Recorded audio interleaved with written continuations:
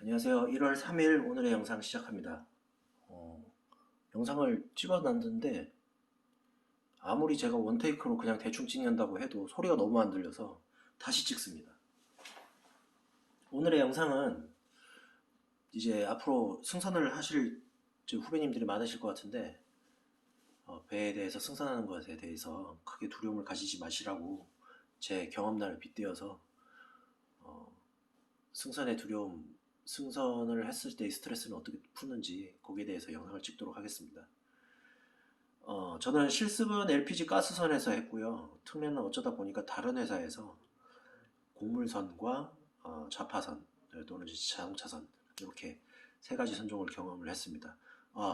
컨테이너선도 타봤었네요.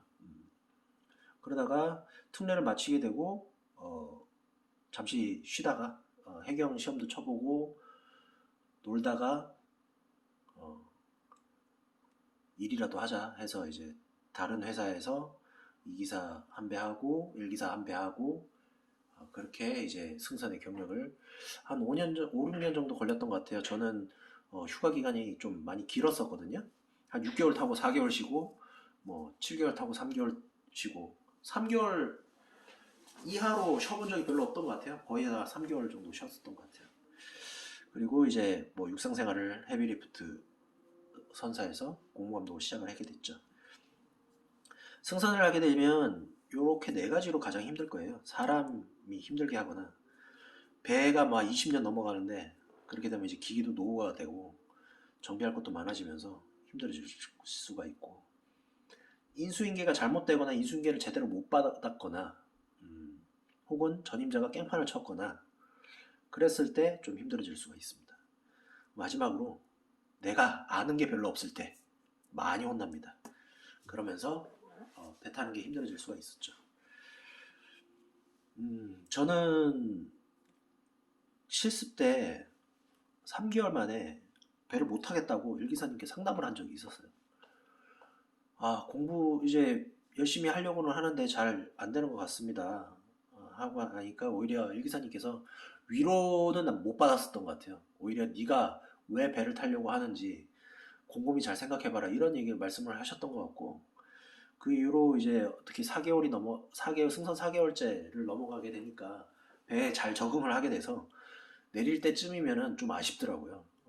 6개월 넘게 탈 수 있는데 뭐 이런 생각도 좀 들고 그리고 나서 이제 특례를 시작했을 때 3개월 첫 3기사 때 3개월 동안 엄청 힘들었습니다.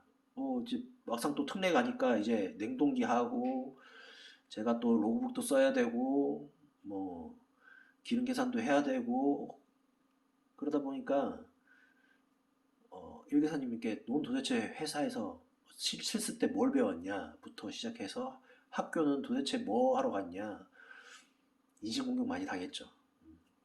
그래도 많이 배웠어요 그 일기사님한테.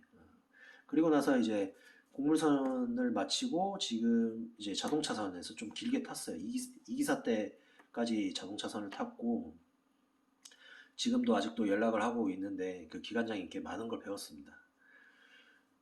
그리고 나서 이제 크레인 있는 자파선을 타고 이때 사람 때문에 힘들어서 그만두게 됐죠. 울컥해서 그만뒀어요. 그때도 아직 기억이 납니다. 해무부에서는 너 도대체 왜 그만두냐. 특례 때는 타라면 타고 뭐 이렇게 고분고분 하더니 왜 특례 마치자마자 이렇게 막 그만둔다고 난리를 치냐. 그런데 그때 당시 제 생각은 내가 살고 봐야지. 나 더 이상 배 타기 싫다. 이런 생각이었기 때문에 그만둔다고 얘기를 했어요. 그런데 한 2개월 만에 배를 다시 탔죠. 왜냐? 집에 돈이 없었거든요. 그리고 돈이 없는데 이제 육상 생활 처음부터 다시 시작하기에는 집세도 필요했고 제가 생활을 할 만한 돈을 뭐 한 몇백만 원, 몇천만 원 가지고 하려고 하니까 막막한 거예요. 하려면 할 수 있죠. 근데 도대체 나는 특례 기간에 뭘 했나 이런 생각이 좀 들어서 한 2년만 더 타자 해서 이제 다른 회사에 가서 배를 타게 됐습니다. 그래서 1기사를 한 8개월 정도 했는데 1기사가 이제 긴장도 많이 되고 했지만 그때도 기관장님이 참 좋으신 분이어서 열심히 배를 탔었던 것 같아요. 그리고 사고도 몇 번 날 뻔한 거를 여러 번 맞기도 하고 참 뿌듯하면서도 재밌게 즐겁게 잘 탔어요. 음. 자, 그러면 이제 나를 힘들게 하는 사람들 어떤 경우가 있냐면 요즘에는 이제 배에서 술을 못 마시게 하죠. 하도 사고가 많이 발생하니까 뭐 하루에 맥주 2캔 뭐 이렇다고 하는데 편법으로 많이 마신다고들 해요. 저도 자동차선을 탈 때 사망사하고 이양사가 술을 엄청 잘 먹었습니다. 일주일에 하루에 한 번씩 술을 마시는데 일주일에 한두 번 정도는 갈 수야 있겠지만 매일같이 그런 식으로 술을 먹으니까 저는 짜증이 나더라고요. 저는 술을 잘 못하거든요. 그리고 술을 마시면 그 다음날 몸이 피곤해서 일을 잘 못합니다. 그렇기 때문에 많이 마셔봐야 소주 반병 뭐 이런데 술 먹으러 와라 해서 가면 한 4시간 정도 마셔요. 이 양사가 당직 12시가 당직이니까 밥 먹고 나서 한 8시부터 이제 술 먹기 시작하면 12시까지 마시는 거예요. 그 이 양사는 그렇게 해롱해롱해서 이제 음주운전하러 올라가는 거고 저는 또 뭐 그랬죠. 그래서 이 양사 사망사한테 왕따니 왕따를 당했죠. 저한테 이제 막 뭐 욕을 했었나? 그거 기억은 안 납니다. 그때 당시 제 마음은 어땠냐면 오히려 내가 니들을 왕따시킨다 이런 생각이었고 어, 또 지랄하고 있네 뭐 약간 이런 생각도 좀 들었어요. 이제 기관장님한테 말씀을 드렸었고 기관장님께서도 이렇게 잘 중재를 해주셨던 걸로 기억이 납니다. 그렇게 이제 술이 나한테 안 맞는데 술을 강제로 권하는 사람을 만나면 진짜 힘듭니다. 또 다른 케이스로는 저는 무교거든요. 근데 이제 그때 당시 이제 선장님께서는 독실한 크리스찬이셨어요. 그러다 보니까 항해사들은 일요일마다 선장님 방에 가서 예배를 드리고 하더라고요. 저는 다행히 안 갔습니다. 그것도 나름 살아남는 방법이라면 살아남는 방법일 수 있겠죠? 안 가서 찍히느니 1시간 투자해서 신앙심을 쌓는 것도 모르겠습니다. 그렇게 이제 사람이 힘들게 하는 경우가 있고 기기가 노후화됐을 때도 힘든 점이 있어요. 기기가 노후화가 되면 정비 주기도 빨라지고 보유해야 할 스페어도 생각지도 못한 것들이 망가지기 때문에 어, 몸이 힘들 경우가 있죠. 그리고 인수인계가 잘못되거나 인수인계를 잘못 받았거나 내가 인수인계를 이해를 잘 못했었을 때 정말 힘든 케이스가 있습니다. 2가지 정도 케이스가 있었는데요. 첫 번째는 제가 그 땜빵으로 한 45일 정도 벌크선을 탄 적이 있어요. 그 VLOC 캐나다 가는 거였는데 한국에서 이제 캐나다를 이제 갔다 오는 거였습니다. 그때 당시 이제 배를 딱 타니까 F4 탱크에 파공이 나서 해수가 F4랑 섞여 있는 거예요. 그래서 이제 캐나다 가는 동안 24시간 내내 이제 오일리워터 세퍼레이터를 돌리는 거죠. 돌리면서 또 청정기 발전기를 이제 정비를 했었어야 되는데 항해를 하는데 서비스 탱크에 F5가 가득 안 차는 겁니다. 30톤이면 30톤 이렇게 데일리 소모량이 있는데 계속 1톤씩 2톤씩 쇼트가 나는 거예요. 왜 그러지 하다가 이제 캐나다에 딱 도착을 했을 때는 한 탱크에 한 15톤이 쇼트가 나는 거예요. 그 이제 정박했을 때니까 F5 소모량이 많지 않으니까 이제 청정기 돌려서 풀로 채워서 다시 한국으로 돌아오는데 그때까지도 원인을 몰랐어요. 한국으로 돌아오는데 태풍을 만나게 됐습니다. 그러면서 한 4, 5일 정도 늦어졌어요. 와 이러니까 이제 F5 점점점 줄어드니까 큰일 난 거예요. 세틀링 탱크량이 점점점 줄어드니까. 그래서 기관장님에게도 보고를 했지만 기관장님도 원인을 못 찾고 저도 못 찾고 막 이러고 있다가 제가 점검했던 게 청정기 자체 정비 암만 정비해봐도 안 돼요.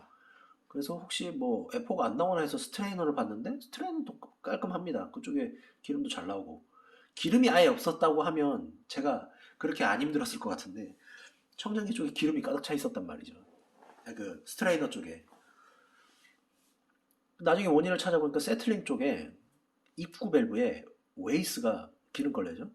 가득 차가지고 기름이 나오긴 나오는데 통유량이 일정치가 않았던 거예요. 나중에 기관장님께서 말씀을 하시더라고요. 아, 이전 도커에서 1기사가 검수를 잘못한 것 같다. 와, 그때 심장이 쫄깃해졌습니다. 나중에 결국 어떻게까지 준비를 했었냐면 세틀링 탱크에서 F4 그 청정기를 안 거치고 다이렉트로 구멍을 뚫어가지고 서비스 탱크에다가 넘겼었어요. 하루 정도. 그렇게 되면 무슨 문제가 발생합니까? 청정이 안 된 F4를 사용을 하니까 메인 엔진에 손상이 갈 수도 있죠. 뭐 그래도 어떡하겠습니까? 배를 운전을 해야 되니까. 하루 정도 이제 잠깐 그렇게 돌렸었던 걸로 기억을 하고요. 다행히 원인을 찾아서 그 웨스 다 빼고 나니까 이제 청정기 잘 돌아가더라고요. 그 동안에 제가 정비한다고 멀쩡한 기부속 다 갖다 쓰고 그래서 기부속이 많이 소모가 됐었던 걸로 기억을 하고요. 그 두 번째는 제가 이제 크레인 있는 자파선에서 발전기를 돌리는데 이게 이제 1번, 2번 발전기가 두 대 있었어요. 1번 발전기를 돌리면 청수가 그 1번 발전기로 다 빨려 들어가서 2번 발전기를 돌릴 때는 청수 밸브 1번 발전기의 청수 밸브를 살짝 잠궈줬다가 2번 발전기를 돌리고 2번 발전기가 정상적으로 돌아가면 1번 발전기의 청수량을 밸브를 이제 열어줘야 되는 뭐 그런 식으로 돌렸었어야 됐어요. 그러다 보니까 처음에 발전기 못 돌렸고 개고생을 하다가 나중에 멕시코에 가서는 2번 발전기가 안 돌아가는 겁니다.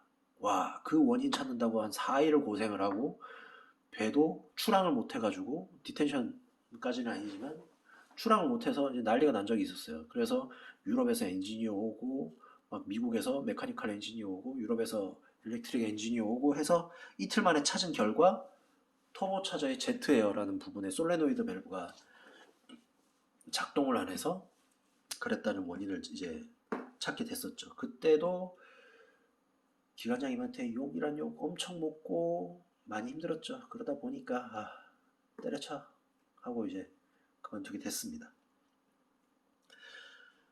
그 외에 이제 저는 이제 그나마 저 배를 뭐 그렇게 나쁜 사람은 많이 만나지는 않았는데 그럼에도 불구하고 이제 스트레스가 쌓일 때는 노래방에서 노래를 많이 부른다거나 제가 노래를 잘 못하거든요. 그래서 노래 연습한다고 많이 갔었습니다. 또는 이제 배에 있는 헬스기구나 이제 런닝머신으로 스트레스를 풀었고요. 이게 제가 자주 사용했던 방법인데 기관실을 가면 항상 사우나 간다는 마음으로 갔었어요. 가고 순찰을 돌면서 노래를 크게 부른다거나 소리를 지르면서 순찰을 하곤 했었죠. 그러다 보니까 일기사를 하게 됐고 지금은 배에 대한 두려움은 크게 없는 상황입니다. 지금 이 영상을 보고 계시는 분들도 경험을 하지 않아서 물론 이제 실습을 하셨겠지만 실습 때 하고 또 이제 내가 직접 책임 상관으로서 일을 하는 게 좀 다르니까 두려워서 그럴 수가 있는데 시간이 모든 걸 해결해 줍니다. 제가 나중에 그 다른 진로에 대해서 말씀을 드리겠지만 육상직도 해상직만큼이나 힘들어요. 적응을 못하면 한 몇 개월 동안은 그렇기 때문에 승선을 하는 거에 대해서 너무 두려움을 많이 갖지 않으셔도 될 것 같습니다. 조금이나마 뭐 위로와 도움이 됐는지 모르겠습니다. 이 영상을 보시는 후배님들께서 앞으로 승선을 하실 때 좀 조그만한 도움이라도 됐기를 바라면서 이 영상을 마칩니다. 다음에는 다른 후배님께서 댓글 남겨주셨던데 성급에 대해서 제가 먼저 설명을 드리도록 하겠습니다. 성급에 진출해 있는 친구들이 많이 있거든요. 성급이 또 워라밸을 지키기가 그나마 좋고 페이도 괜찮고 뭐 여러 가지 장점이 있는 회사입니다. 거기에 대해서 설명을 드리고 오늘의 영상은 이만 마치도록 하겠습니다. 감사합니다.